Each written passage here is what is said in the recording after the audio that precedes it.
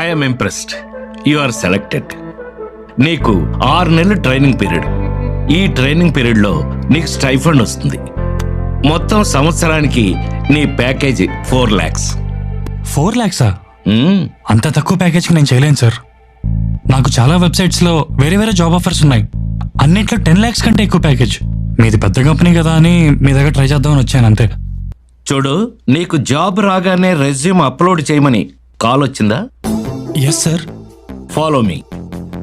వాళ్ళ company verification లిస్ట్లో నువ్వు షార్ట్ లిస్ట్ అయ్యావని, నువ్వు వెరీ టాలెంటెడ్ అని జాబ్ డీటెయిల్స్ చెప్పి గుడ్ శాలరీ ఆఫర్ చేసి ఉంటారే.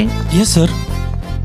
విదేశాల్లో అయినా సరే జాబ్ చేయడానికి మీరు రెడీగా ఉన్నారా అని అడిగారా? అవును సార్. నా పాస్పోర్ట్తో పాటు నా పూర్తి వివరాలు వాట్సాప్ ద్వారా పంపించాను. నువ్వు చాలా స్పీడ్గా ఉన్నావయ్యా. అయితే నీకు ఆఫర్ లెటర్ కూడా వచ్చి ఉంటుంది. With good package. Super, congratulations. Sir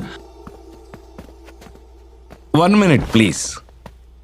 చూడు తేజ, ట్రైనింగ్ ఛార్జెస్ అని, ఎంప్లాయ్ ప్రొఫైల్ ఫీ అని, కన్ఫర్మేషన్ ఫీ, వెరిఫికేషన్ ఫీ అని, వీసా ప్రాసెస్ ఛార్జెస్ అని, ఇలా వివిధ రకాలుగా డబ్బు చెల్లించమని అడుగుంటారే. Yeah correct sir. Already 50% payment కూడా చేసేసాను. మిగతా 50% రెడీ చేసుకుంటున్నాను. ఓరి వెర్రి నాగన్నా, సైబర్ నేరగాళ్ళు నీకు వల వేశారు. నువ్వు పూర్తిగా డబ్బు కట్టావనుకో, the number you trying to reach is currently switched off అని వస్తుంది. తర్వాత నీ జాబ్ రాదు, డబ్బులు రావు. వాట్? ఏంటి షాక్ అయ్యావా? కొంచెం మంచిలు తాగు. Beware of job frauds.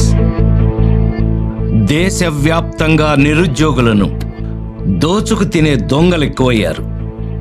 Online jobs అని, టాస్క్లని, పార్ట్ టైం జాబ్లని, ఇంటి దగ్గరే కూర్చుని సంపాదించుకోవచ్చు అని చెప్పి మోసగించే సైబర్ నేరగాళ్ల బారిన పడకుండా జాగ్రత్త వహించండి.